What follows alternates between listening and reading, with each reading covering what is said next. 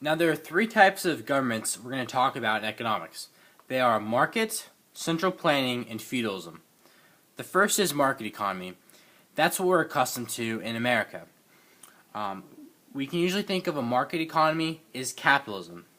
This is when economic decisions are based on supply and demand, and prices are determined by the free market. Now, there are four requirements for a market economy or a capitalistic economy like we have in the United States.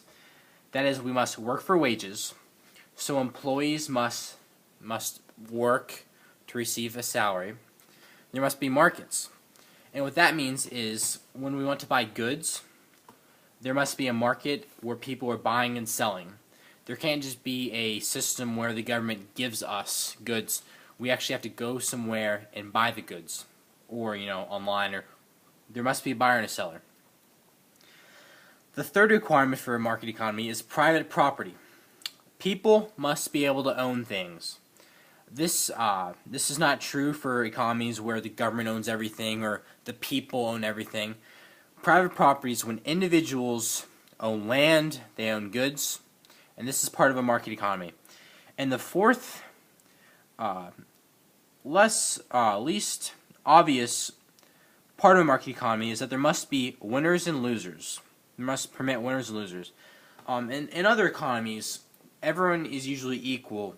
No one wins, no one loses. Everyone gets the same thing. But in a market economy or capitalist economy, there are winners and there are losers. There are the winning entrepreneurs who have the successful businesses. They sell out, they make a lot of money, and they're the losers, people who fail.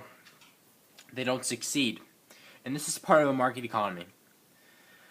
The second government type we're going to talk about is central planning. And we also know this as socialism. This is when a central authority, often a government, decide who gets what and makes what, and this economy is based on an individual's goodwill. So this is really the opposite of a market economy. People are handed things. Everyone has kind of the same amount. The people own everything. The government owns everything. This is what we're talking about when we talk about central planning. And the third type of government we're going to go over is feudalism.